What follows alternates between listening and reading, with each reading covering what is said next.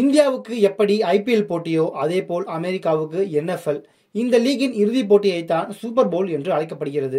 இந்த போட்டியை பில்லியன் கணக்கானோர் தொலைக்காட்சி மூலமாகவும் நேரடியாகவும் கண்டு ரசிக்கின்றனர். சூப்பர் பவுல் போட்டி நடைபெறும் நாளில் அமெரிக்காவில் பல பகுதிகளில் பொது விடுமுறை அளிக்கப்படும் அளவுக்கு மிகவும் முக்கியமான விளையாட்டுப் போட்டியாக இது கருதப்படுகிறது.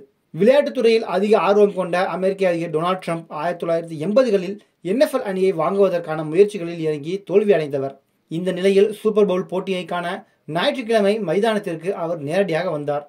நியூ ஆர்லியன்ஸில் நட்சத்திரங்கள் படைசூழ நடைபெற்ற இந்த சூப்பர் பவுல் போட்டியில் ஈகிள்ஸ் மற்றும் சீஃப் அணிகளுக்கு மத்தியில் போட்டி நடைபெற்றது. இதில் ஈகிள்ஸ் அணி சீஃப்ஸ் அணியை 40-22 என்கிற கணக்கில் மாபெரும் வெற்றியை பதிவு செய்துள்ளது. பல ஆண்டுகளாக NFL போட்டியை கடுமையாக விமர்சித்து வந்த டொனால்ட் ட்ரம்ப் நியூ ஆர்லியன்ஸ் நகரின் சீசர் சூப்பர் டோம் மைதானத்தில் சுமார் 74,000 ரசிகர்களுடன் அமர்ந்து சூப்பர் பவுலில் கலந்து கொண்டு போட்டியை ரசித்தார்கள். இது மட்டுமல்லாமல் சூப்பர் பவுல் நிகழ்ச்சியில் கலந்து கொண்ட முதல் அமெரிக்க அதிபர் என்ற சாதனையையும் படைத்துள்ளார் டொனால்ட் ட்ரம்ப். டொனால்ட் ட்ரம்புடன் இந்த சூப்பர் பவுல் நிகழ்ச்சிக்கு Taylor Swift, fiance, Elon Musk, Bradley Cooper, Lionel Messi, Miles Teller மற்றும் பீட் டேவிட்சன் என பல பிரபலங்கள் கலந்து கொண்டனர்.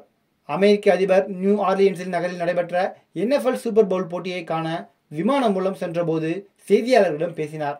அப்போது அவர் அமெரிக்காவில் இறக்குமதி செய்யப்படும் இரும்பு மற்றும் அலுமினியம் மீது 25% புதிய வரிகள் திங்கட்கிழமை முதல் அமலுக்கு வரும் என அறிவித்தார்.